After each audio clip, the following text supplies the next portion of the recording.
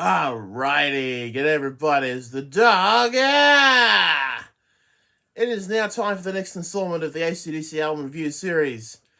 It's time we jump to 1985, so let's head to the DeLorean and grab ourselves a trip back in time. We now are up to AC/DC's 1985 album, Fly on the Wall, which is considered by many of their fans to be their least favourite AC/DC album, but it does have its fans here and there. This was the first album to feature Simon Wright on drums, having replaced Phil Rudd a couple of years earlier for the Flick of the Switch tour. And also, this was the only album to be recorded in Switzerland, and also produced by Malcolm and Angus. We've got the title track that kicks off the album. Good guitar riff, probably one of the better songs on the original album.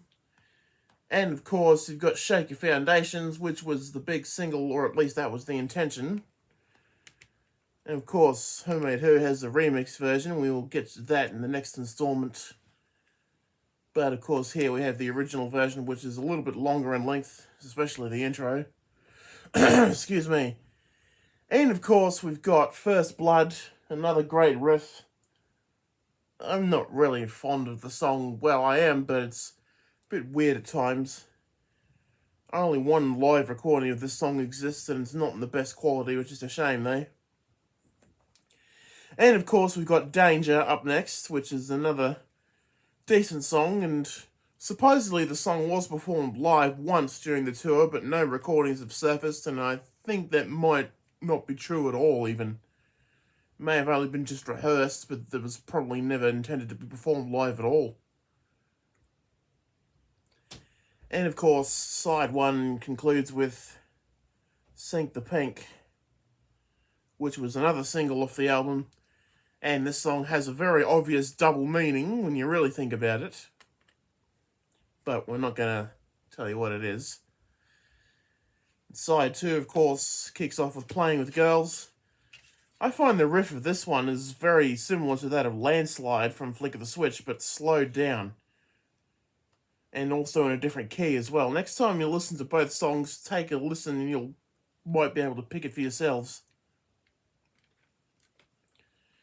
And of course, we've got Stand Up, which is the next song.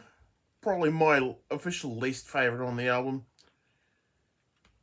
Don't know why this one was chosen for the home video, which was released later that year as well, and is also available to watch in its almost entirety on Family Jewels. Excuse me, a bit rough this morning here. And Hell or High Water, which is my favourite from this album. It's a shame this one didn't get a live performance. I reckon it would have sounded pretty good live, but of course, the band are always selective as to what they should play live, which is a shame though.